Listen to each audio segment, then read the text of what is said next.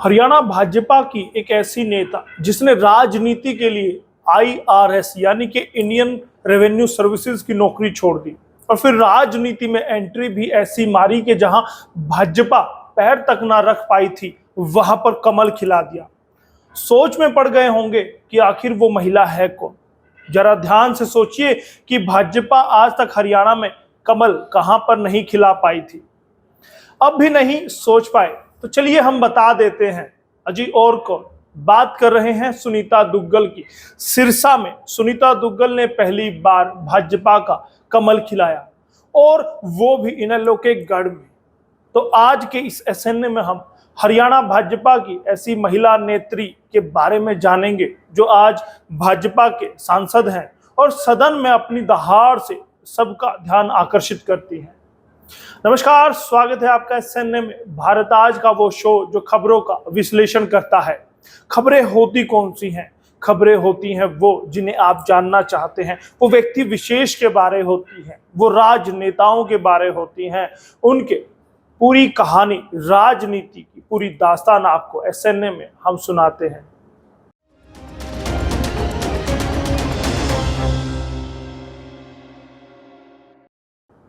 सुनीता दुग्गल का जन्म 29 अप्रैल 1968 को रोहतक में हुआ था।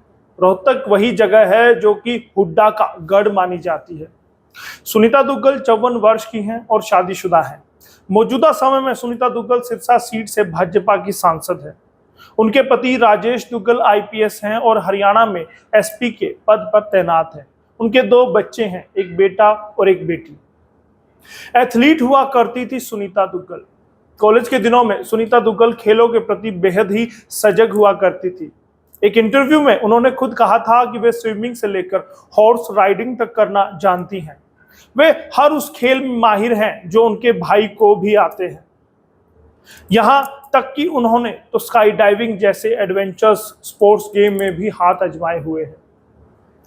हरियाणा से इकलौती महिला सांसद, मौजूदा समय में हरियाणा से लोकसभा पहुंचने वाली एकमात्र महिला सांसद है सुनीता दुग्गल। दुग्गल भाजपा की राष्ट्रीय कार्यकारी समिति की सदस्य भी हैं। इसके अतिरिक्त भाजपा की हरियाणा इकाई की वो उपाध्यक्ष भी हैं। इस तरह का कद है उनका भाजपा में। 22 साल तक संभाली आयकर विभाग में कमान। जैसा मैंने आपको पहले बताया कि वो आईआरएस यानी कि इंडियन रेवेन्यू सर्विसेज से यानी कि राजनीति के लिए सुनीता दुग्गल ने आईआरएस की नौकरी छोड़ दी। तो वहीं आपको बता दें कि उन्होंने 22 साल तक आयकर विभाग में काम किया है। सुनीता दुग्गल ने केमिस्ट्री से एमएससी भी किया हुआ है। हरियाणा भाजपा की यह महिला नेता जितनी राजनीति में तेज और तर्रार है, उतनी ही तेज पढ़ाई लिखाई में भी रही, क्योंकि केमिस्ट्री से एमएससी करना कोई हलवा बनाने जैसा आसान नहीं है। 2014 में पहली दफा लड़ा चुनाव। सुनीता दुग्गल ने अपनी जिंदगी का पहला चुनाव साल 2014 में लड़ा था। विधानसभा का चुनाव उन्होंने लड़ा था। रतिया से वे मैदान में पूरे दमखम के साथ उतरी थी। अपने प्रतिद्वंदी को कई टक्कर भी दी, लेकिन अफसोस कि वे चुनाव जीत नहीं पाई। इनेलो के रविंदर बलियाना ने उन्हें हरा दिया था। लेकिन इससे बड़ी बात तो ये रही कि सुनीता दुग्गल महज 453 वोटों से ही हारी थी, जो कि एक बड़ा आंकड़ा नहीं है। यानी कि वो जीते जिताए चुनाव को हार गए थे। पहली ही बार में मिले 50,000 से ज्यादा वोट। भले ही वो चुनाव हार गए हों, लेकिन उन्होंने मतदाताओं के दिलों पर अपना अधिकार जमा लिया था। सुनीता दुग्गल बेशक पहला चुनाव ना जीत पाई हो, लेकिन उन्होंने लोगों का दिल जरूर जीता था। जिस तरीके से उन्होंने चुनाव प्रचार किया था, उससे कहीं ना कहीं लोग उनसे प्रभावित जरूर थे। इसी का नतीजा था कि सुनीता दुग्गल को तकरीबन 50,000 से भी ज्यादा वोट मिले थे। तभी तो उनकी हार का अंतर महज 453 वोट ही रहा। फिर 2019 में सिरसा से लोकसभा का चुनाव लड़ा। कांग्रेस के अशोक तंवर को 3,09,918 वोटों से हराया। यानी कि एक बहुत बड़े मार्जिन से उन्होंने प्रतिद्वंदी को पटखनी दी थी और पहली बार वो सांसद बने थे। राजनीति में खूब मंच गए हैं दुग्गल। जी हाँ, बात जून 2022 की है और ऐसा हम क्यों कह रहे हैं वो एक बात से हम साबित करेंगे।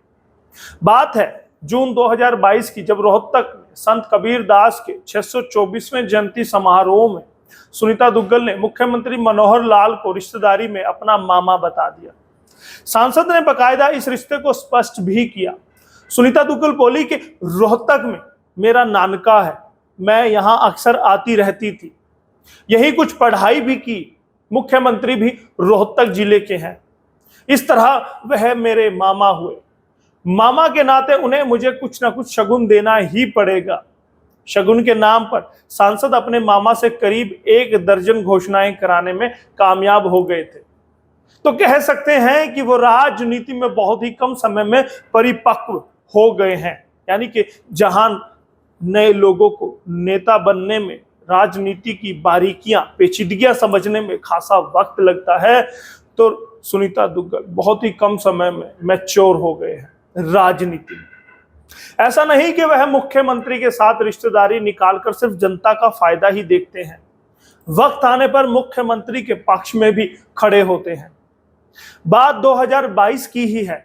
मुख्यमंत्री मनोहर लाल को बदलने की अफवाहें बाजार से लेकर सोशल मीडिया तक चल रही थी।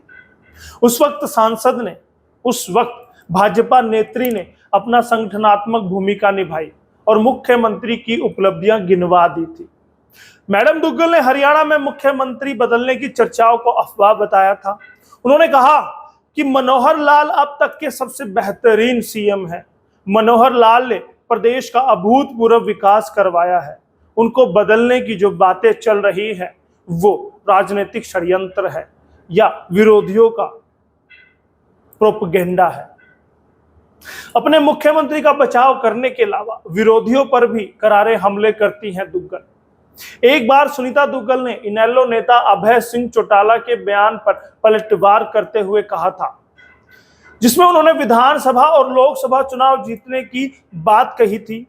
जो बयान था अभय चौटाला का, सांसद ने कहा कि जिला परिषद की कुछ सीट जीतकर अभय सिंह विधानसभा और लोकसभा में जीत का सपना ना देखे।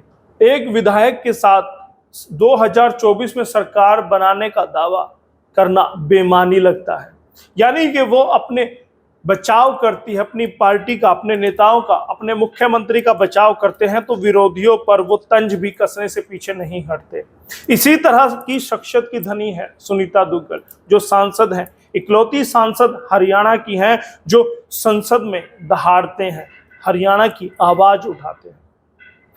सुनीता दुग्गल के बारे में कितना आप जानते थे और कितना आपने आज इस एसएनए में जाना, हमें कमेंट करके जरूर बताइए। और दोस्तों, एसएनए में किस राजनेता को आप सुनना चाहते हैं वो भी आप कमेंट में कह सकते हैं, बता सकते हैं। और निवेदन करूंगा, हमारे चैनल हरियाणा आज, भारत आज को सब्सक्राइब जरूर कीजिए। बहुत बहुत धन्यवाद। एसएनए के लिए यशपाल कंचन।